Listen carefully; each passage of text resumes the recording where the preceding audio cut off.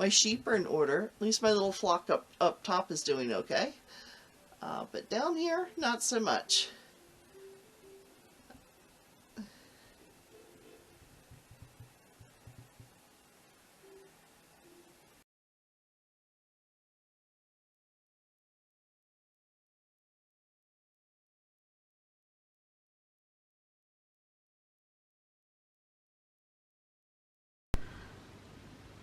Well, I have it all assembled. There's the doors. So I think that's going to contain my yarn, and this should keep it from jumping ship and falling on the floor. However, we took one of those downstairs and I'm going to have to slide that over some because I can't shut the door. So, and then we have to deal with this. Oh yes, that's what came off of just that shelf. So yeah, that'll be another day's project because the bottom shelf of that wood shelf is all books on the bottom shelf. So all of those are going to have to be moved off before I can slide it over a little bit. Yeah, but that's going to be another day's project because I'm exhausted at this point.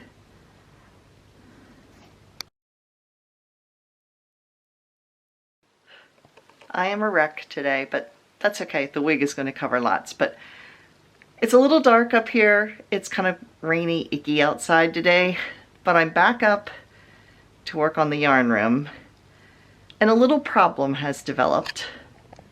There's the new yarn storage. There is the bookshelf. I have to move that over to here because this is solid. Well, let me go around and show it to you.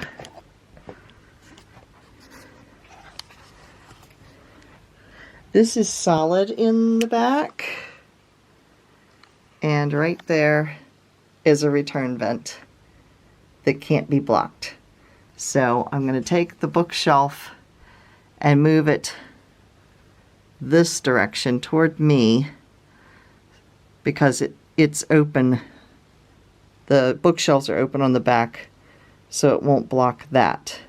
And then this is going to go over toward the window. So here we go. I have to take everything off the bottom shelf and the top shelf of that bookcase.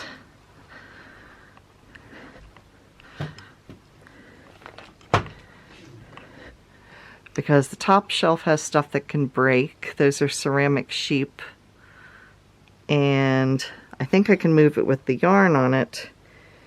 But then we have all of the books on the bottom. So all of those have to go over to that pile of books before I can proceed. All right, here we go. Here goes nothing.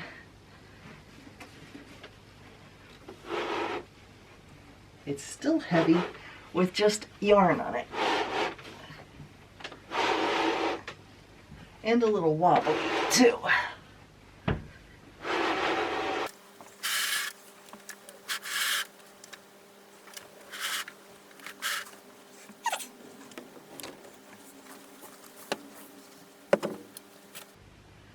I have this awful feeling I'm still losing yarn all over the place. I still have a feeling this is not going to be wide enough. I think it's going to have to go over further, but I have to make sure the door will open.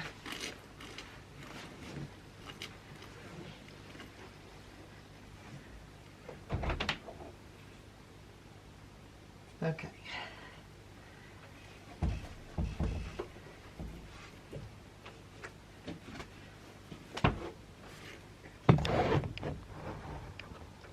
Here I am again.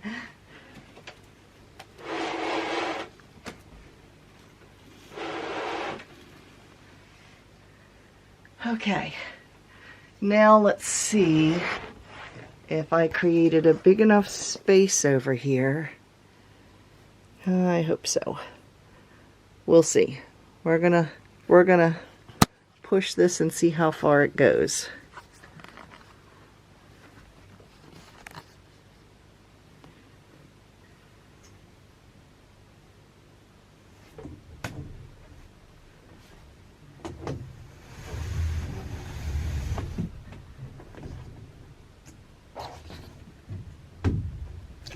I need a bigger room or less yarn.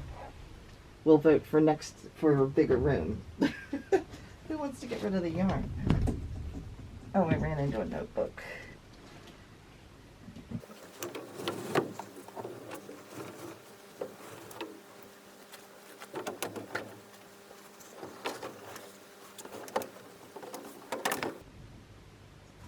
It fit. Just barely, but let me show you what it looks like now.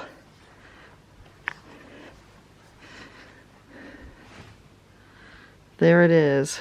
There's the door. Well, there's the door.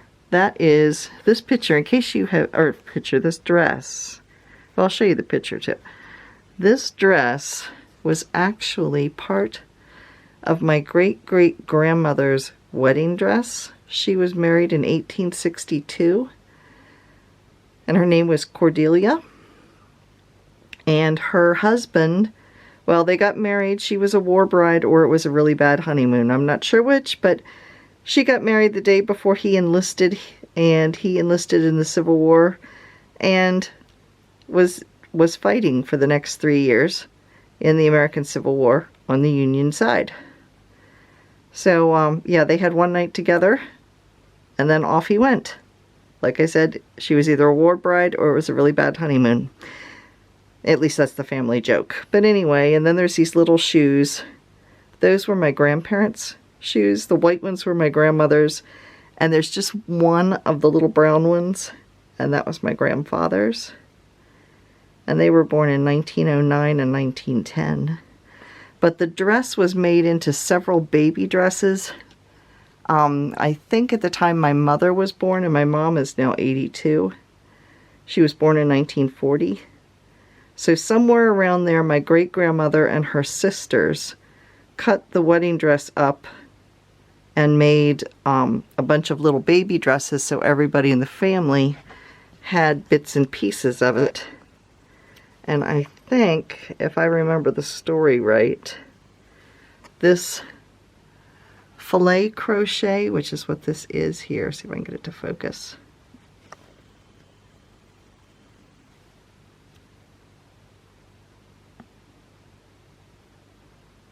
I don't know how well it's going to focus because of the glare on the glass. But this is filet crochet. We think my great-grandmother did this. I mean, the dress itself, when it was remade into a baby dress, it's machine stitched. But this was made originally for my mom.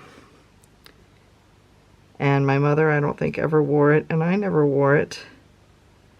And it is too fragile now for anybody to wear it because it's 150 some years old. And it's like a cotton, but when you hold it up to the light, you can see a pattern in it. I have no idea what kind of material it is. So if any of you have any guesses, let me know if you know something about fabric, because it feels like a real soft cotton, except there is a design within the cotton itself. And it's pretty see-through-y too, so she had to have worn slips and stuff underneath it. So anyway, that's what this is. And then this is a cross stitch that I did years ago. And yes, even the sky is cross stitched. I found part of this in a magazine, and it was from here to here. So it's just this center panel. And I was working on this portion, and a lady at our church said, "Oh, this came out of a magazine. I have the other 2 months." So it was like 1 month was this section, 1 month was this section, 1 month was this section. So at that point, in order to put them together, if you look real close, there is kind of a splice mark right here, and you can see it slightly right in here. But that's where I put put the 3 pieces together, because initially when I started it, I didn't realize there was 3 pieces to it. So, and I changed it. This was supposed to say the Stoltzfus farm, and I changed it to say the Workman farm, so it would be our last name. So now on back to what I was doing. Putting yarn in these containers. And I think I can still open the door. I should check that before I go any further. Yes, I can shut the door and open it. It's going to be a little crowded in here, but I really don't want to get rid of this bookshelf. I do like it. So we're going to see how much yarn goes into there, and then I'll figure it out from there. But I'm hoping also that I'll have some open shelves on this bookcase that I can then turn these cubby things like this, so that when we have guests over, they can actually use them like almost like drawers. Because the closet over here, it's the attack closet. You'll see when I open this up.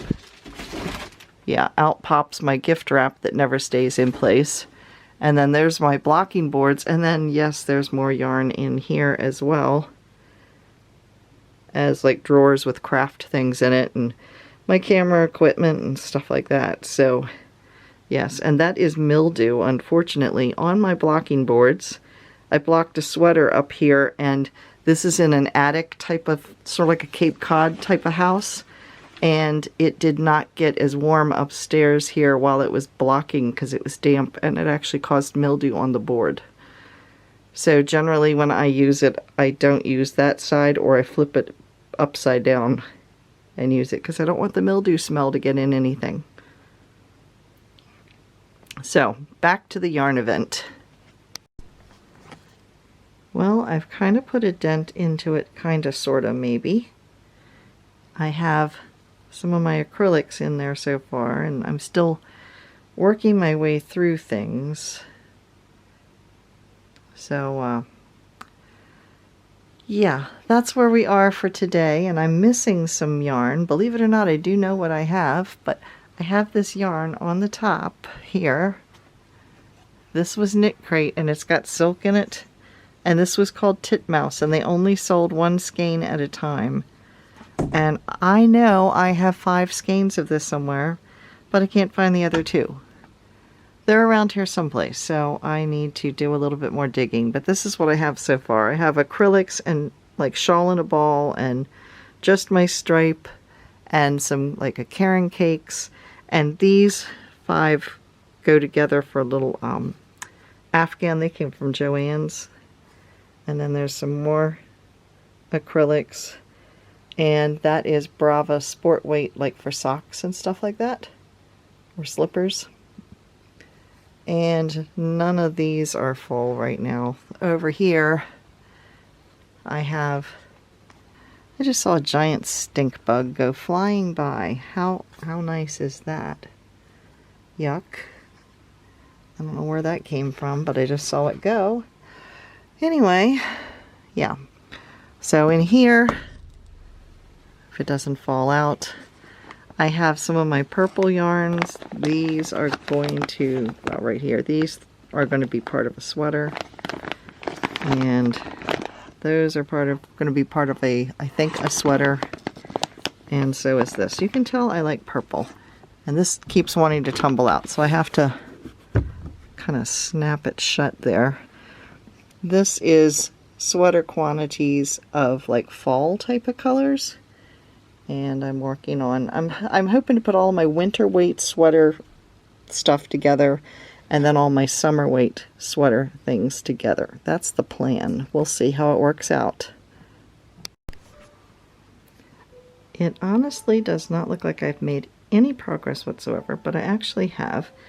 I have sorted by color at this point, and things that actually do go together. I have emptied off a lot of these shelves,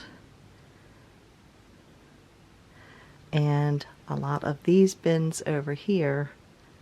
The ones on the left, all the way to the left, are completely full, and the ones all the way to the right are completely full. So I am sorting them out as I go, kind of dividing them up by acrylics and cottons, and then small projects that are going together, big projects that are going together. Yeah, so it doesn't look like it, but I have made some kind of progress here. Finally, the yarn room is done. So let's get started at the top. That's just decorative. Well, the yarn on each side is actually a real scratchy rustic wool that I got up at Peter Patch's. It's a warehouse for yarn. It's Mill Ends, and I got that years ago up in Rhode Island.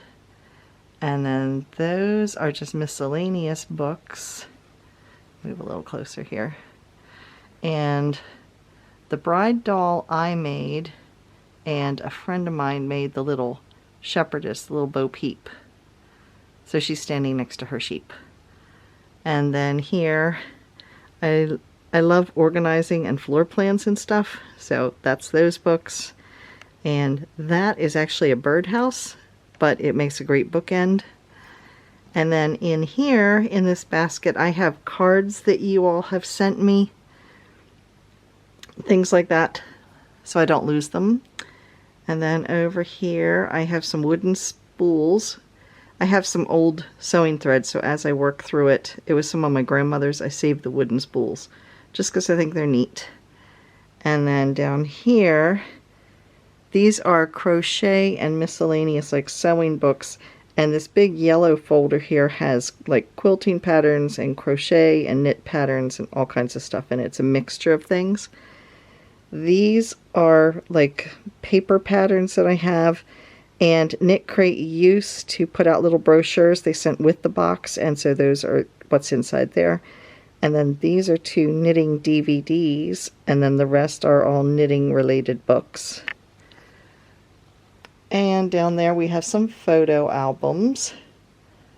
And this bin here has some like extra yarns. They're good yarns, they're like luxury yarns and things, but they're like leftovers from projects. And then this bin here is all what they call rustic or scratchy wool. It's not something you're going to wear close to your skin. So they are things that will felt. So if you wanted to make a project and felt it, this is the type of thing you want to use. And then down below here, that bin has, what does that bin have? Oh, that has acrylic yarn. Like leftovers from projects that are acrylic, and there's enough left over to possibly do something with. And then over here in the notebooks are some books that I wrote. And yeah, some just general books. And the books, actually, the books up here are also, these are miscellaneous, but these are actually books that I wrote years ago on homeschooling. So that's the copies I have left. And then over here, let me stand back so you can see it in all its glory. There is my 16 cubbies. The majority of my yarn is in there. Even a lot of the yarn from downstairs I've moved up here. So at the top, we have, this is one of my patterns. It's called From Sheep to Shawl, and as you can see, the sheep is literally knitting his own wool because this is smooth, and this is his wool, or her wool, and she's knitting right off of herself. So that is a pattern that I have out called Sheep to Shawl. And these little sheep, this one was made by Kathy Tinkler, and so she sits with Shirley, Goodness, and Mercy. So yeah. And then we have, this was from work. It was in one of our Joanne things, and it was like an odd thing out, so it looks pretty in here with the green walls. So now let's get to the bins. I'm not going to open all of them because I'm afraid the yarn will come flying, but you can see it through here.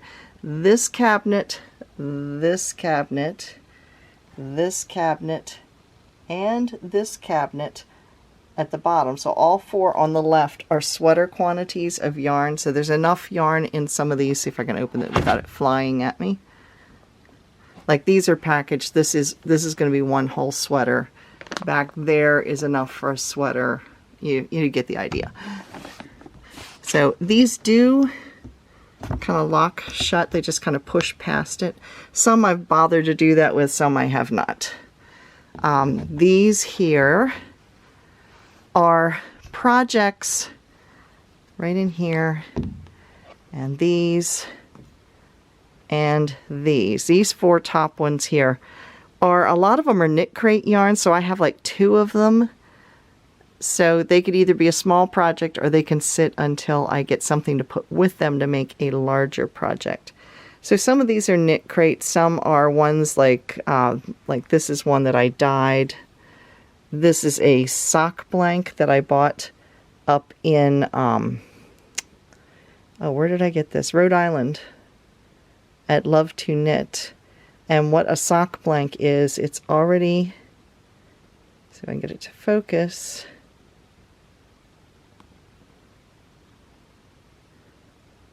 There you can see it. It's already knitted. You literally unravel this end and knit with it or crochet with it. So it's called a sock blank. So there's some other like random one skein wonders that I've got in here that'll get combined to something else or used for a small project. This is yarn I bought years ago up in Maine. The business is out of business anymore, but it was hand dyed.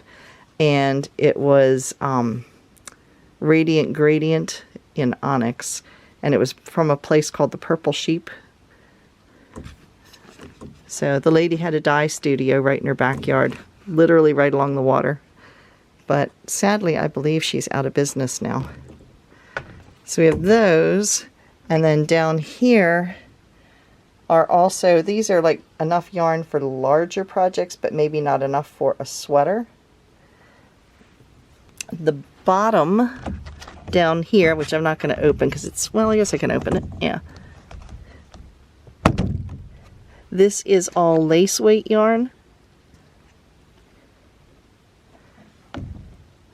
Over here, I have cottons.